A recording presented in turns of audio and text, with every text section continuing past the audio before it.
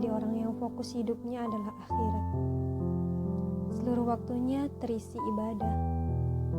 Diamnya jadi zikir, tenangnya jadi pikir, ucapnya jadi nasihat, langkahnya jadi jihad, tingkahnya jauh dari maksiat. Jiwanya tentram, tak punya banyak ambisi keduniaan. Hatinya tenang dalam kesederhanaan. Selalu syukur atas segala pemberian Tuhan. Tak tinggi hati kala dipuji, tak rendah diri kala dimaki. Tak ada yang lebih merisaukan jiwanya kecuali Tuhan tak lagi mencintainya. Namun, yang terjadi justru sebaliknya.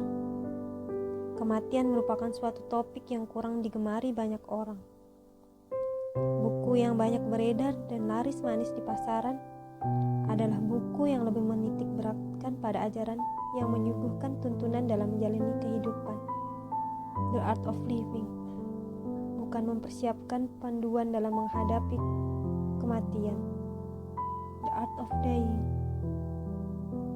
Training, seminar, dan pelatihan yang menyuguhkan materi tentang bagaimana meraih kesuksesan dalam hidup saat ini sudah menjamur dan begitu mudah menarik minat masyarakat.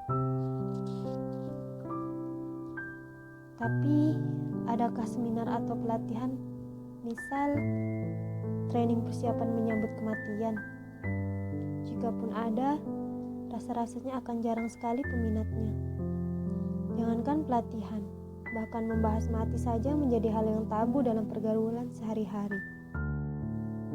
Padahal kita semua tahu bahwa hidup di dunia jauh lebih singkat ketimbang hidup kita nanti setelah kematian. Tapi, kenapa yang untuk kehidupan abadi justru sangat sedikit orang yang mau mempelajari dan membahasnya? Meskipun kematian adalah suatu peristiwa yang kerap terjadi di sekeliling kita, namun sedikit sekali di antara kita yang mau merenungkannya secara mendalam. Kebanyakan justru cenderung menganggap kematian sebagai suatu mimpi buruk yang ditakuti. Kematian dipandang sebagai momok yang layak dihindari dan dijauhkan dari pikiran. Bukan malah dijadikan sebagai suatu kenyataan yang patut dihadapi dan disadari dengan kematangan batin. Hidup kita bisa berakhir kapanpun. Israel datangnya secara mendadak. Apa ada jaminan besok pagi kita masih hidup? Tidak ada. Maka mempersiapkan kematian harus sesegera mungkin. Jangan sampai ketika sudah tiba ajal kita masih berkubung dalam kelalaian dan kedurhakaan. Apa definisi kematian? Pertanyaan itu terdengar cukup sederhana dan sangat gampang dijawab. Definisi kematian tidak lain adalah kebalikan dari definisi kehidupan. Kalau seseorang tahu apa definisi kehidupan, secara otomatis ia dapat mendefinisikan kematian. Namun dalam kenyataannya, mendefinisikan kematian ternyata jauh lebih pelik daripada yang diperkirakan oleh kebanyakan orang. Mengapa? Karena hingga kini belum ada satupun bukti ilmiah yang bisa menelusuri hakikat dari kematian. Belum ada penelitian maupun informasi konkret mengenai peristiwa kematian yang bisa diterima oleh naluri semua manusia. Saat ini, kita juga tidak pernah menemukan jejak orang-orang yang telah meninggal dunia. Padahal kalau kita amati, hampir semua agama besar di dunia ini muncul dengan misi untuk membeberkan bagaimana mempersiapkan hidup setelah kematian.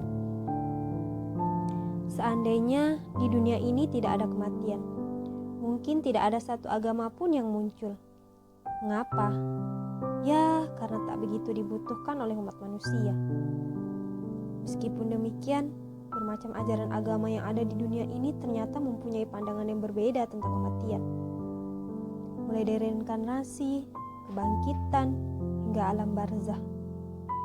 Meskipun dari segala perbedaan itu mengindikasikan satu pemaknaan yang serupa, yaitu kembalinya diri, jiwa, roh, keharibaan Tuhan, meninggalkan alam jasmaniah di dunia.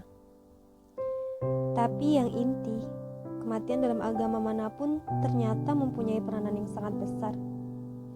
Karena melalui kepercayaan kepada kehidupan setelah kematianlah yang menjadikan mayoritas umat manusia berkenaan memegang agama tertentu hingga akhir hayatnya. Keyakinan pada adanya hari pembalasan memiliki peranan yang cukup besar dalam menetapkan akidah umat manusia yang pada akhirnya bisa menumbuh kembangkan semangat pengabdian. Lalu, apa sesungguhnya makna kematian menurut Islam? Sebagian pakar memperkirakan tidak kurang dari 300-an ayat di dalam Al-Quran yang membahas tentang berbagai aspek kematian. Dalam Al-Quran disebutkan bahwa manusia mengalami 2 kali kehidupan dan 2 kali kematian. Sehingga sebagian ulama mendefinisikan kematian sebagai ketiadaan hidup. Kematian pertama dialami manusia sebelum kelahirannya ke dunia, yakni sebelum Allah menghembuskan roh kehidupan padanya. Sedangkan kematian kedua dialami manusia ketika ia meninggalkan alam di dunia ini, sebagaimana tercantum dalam surah Al-Mu'min ayat 11. Mereka menjawab, "Ya Tuhan kami, Engkau telah mematikan kami 2 kali dan telah menghidupkan kami 2 kali pula. Lalu kami mengakui dosa-dosa kami, maka adakah sesuatu jalan bagi kami untuk keluar dari neraka?" Quran surah Al-Mu'min ayat 11. Profesor Dr. Muhammad Quraisy Shihab dalam buku Wawasan Al-Quran pernah mengungkapkan bahwa kematian walaupun kelihatannya adalah kepunahan, tetapi pada hakikatnya adalah kelahiran yang kedua.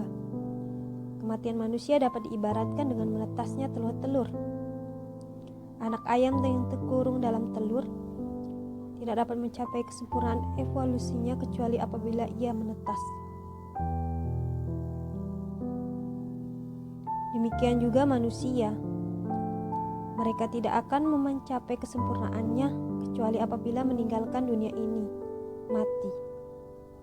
Dapat dipahami bahwa Islam tidaklah memandang kematian sebagai satu kejadian, event, melainkan suatu alur rangkaian peristiwa atau proses. Mati bukanlah penghujung kehidupan seseorang. Karena selain hidup di dunia, manusia akan hidup kembali untuk dibangkitkan di akhirat yang abadi. Kematian hanyalah awal dari satu perjalanan panjang kehidupan manusia. Setelah hidup di dunia, ia akan memperoleh kehidupan dengan segala macam kenikmatan atau berbagai ragam siksa dan kenistaan. Bergantung bagaimana ia berperilaku selama hidupnya di dunia.